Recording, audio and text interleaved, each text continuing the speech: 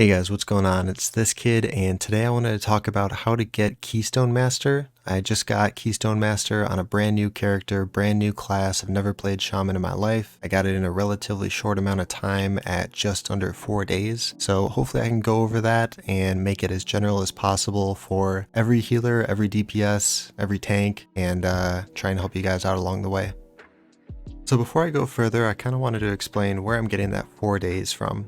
So total time played in general on the bottom left there is 5 days, 9 hours.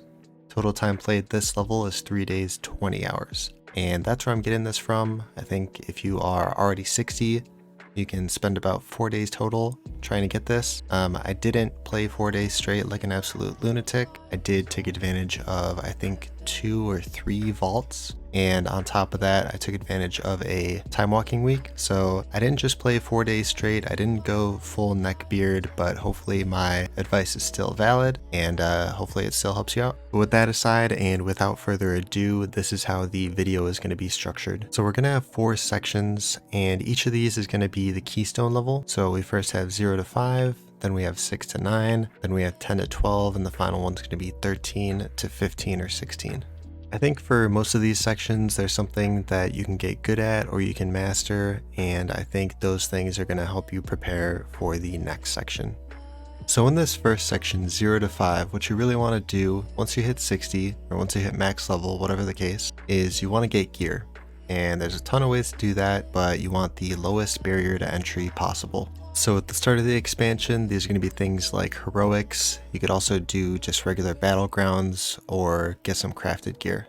A little bit later on into the expansion, there's going to be catch-up mechanics and things like Korthia right now, where all you have to do is do some quests and you get some very, very good, easily obtainable gear.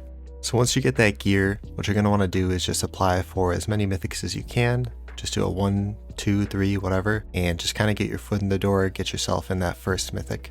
I want to say in this section, it's most important just to learn your role. So if you're a DPS, learn your rotation. If you're a tank, learn how to take the least amount of damage. If you're a healer, learn how to spam heals without losing mana.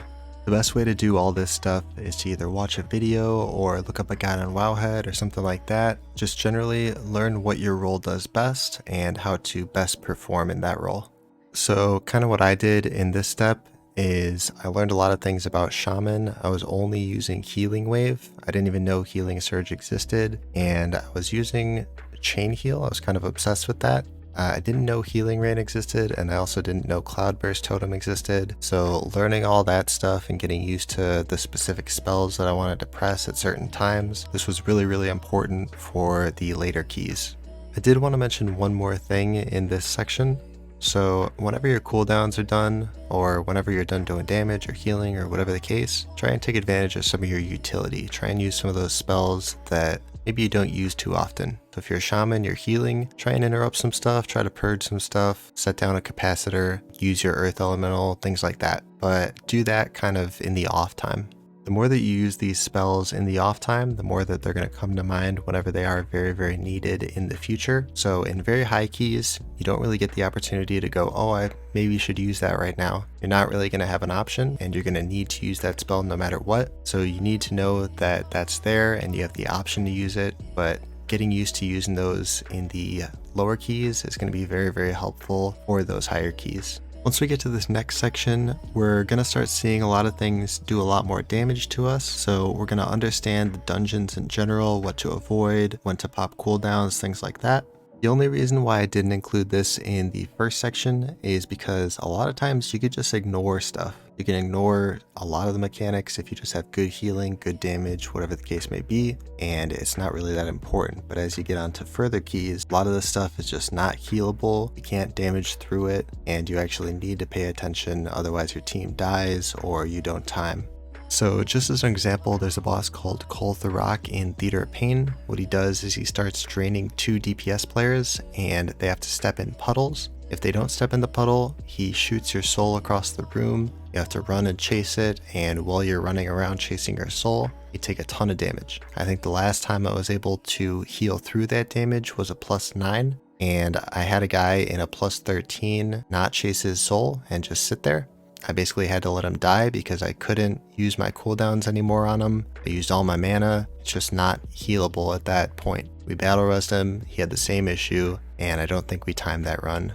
So you can either wipe your group or you can cause huge issues with timing. You have to understand these mechanics as you get into these further keys. Another thing I want to mention is that you're going to be starting to get a little bit better gear from these mythics, and this is gear you're going to keep for a while. So you can start enchanting this gear, learn about your stat priority, start putting those gems and enchants on your gear, and start taking advantage of some of that stuff as well. In this next section, you're going to really want to understand how these affixes work, because at level 10, you're going to start experiencing basically every affix that a dungeon is going to have. You're going to start getting used to how affixes interact and when you kind of need to avoid certain things or pop cooldowns or things like that. So for example, there is a tormented lieutenant and he pulls everyone in and shackles them. You need to do damage to get out of those shackles, but if you have something like quaking that week and everyone stacks up at the exact same time, you need to either pop cooldowns to get out of the shackles or to use a defensive or something to try and not die from that.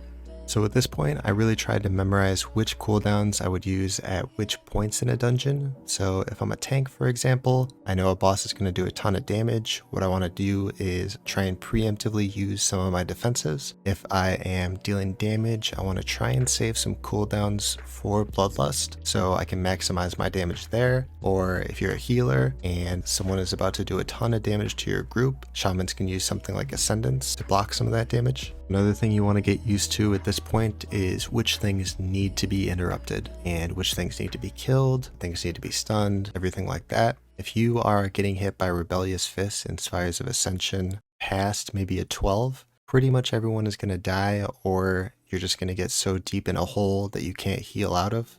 On top of that, maybe your group is expecting you to soothe one of the bears in Halls of Atonement, and if you're not doing that, they're just going to sit there and die. So you really need to get down which kind of things are expected out of your class at this point. In the final section, this is going to be where you're going to want to push as much as possible. You're going to want to min-max, you're going to want to maximize damage as a healer. You're going to want to help these tanks kite so they can minimize damage. And on top of that, you're just going to really want to be optimizing every single thing you can within the dungeon and outside of the dungeon as well. So as far as within the dungeon, you want to make sure you have the correct covenants for the dungeon. You want to make sure you have lust. You want to make sure you have food buffs and viz pots, flasks, augment runes, everything like that. Outside of the dungeon, take care of enchants, gems, all that stuff, stat priority. You really want to have the best gear possible so that you have the best chances of getting to that 15, 16, 17 level. I would say at this point, if you're a tank or a healer, your job generally changes a lot in these keys. So from 13 and up, tanks really need to be focusing on kiting, and the whole time you're pretty much just running around the dungeon avoiding damage. And as a healer, since you're not healing the tank as much, now you really want to be focusing on doing the most damage and maximizing that. I will say that I definitely healed a lot more in the 10 to 12 kind of section than the 15, 16, 17. I really didn't even heal that much, or it didn't feel like I was healing that much. I was really just doing damage most of the time. The reason that is when you get to these higher keys, really the only thing that matters is doing the most damage as possible. The tanks are usually really good and they can avoid a ton of it, but you want to be clearing this stuff as fast as possible. That's why when you look at some guides and you're a healer, you're going to see people say take the talents or take the legendaries, covenants, whatever. Take the things that are going to do the most damage. Same thing with tank. You really want to just be clearing this stuff as fast as possible, and anything that can help with that is going to be the best optimal thing.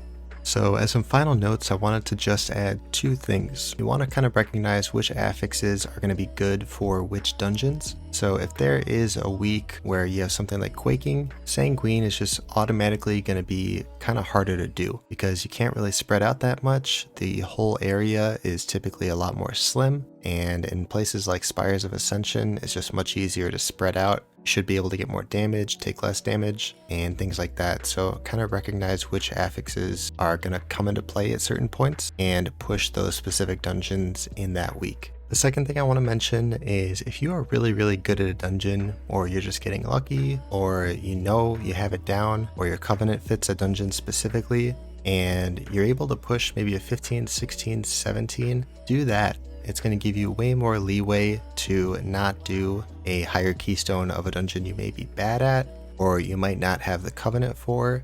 Push the dungeons that you're having better luck with as much as possible, and it's just going to make this whole thing way easier to get to 2000.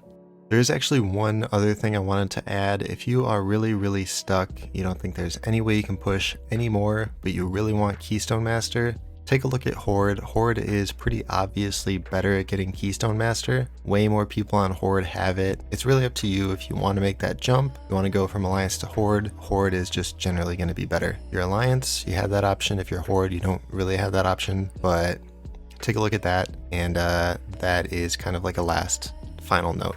That's about all I have. This is kind of just a general kind of step-by-step process. You want to get good at specific things within Mythics for moving on to a next stage. You want to definitely have the mechanics of each boss down. You want to have when you want to use specific cooldowns, and you want to have just generally your stat priority and how your character is supposed to work down. You want to have all that stuff down before you are pretty much able to get Keystone Master. But as long as you get that stuff down, I have faith in everyone. It's not too bad of an achievement to get a cool mount, and yeah, hopefully you guys have some good luck, and thank you for watching.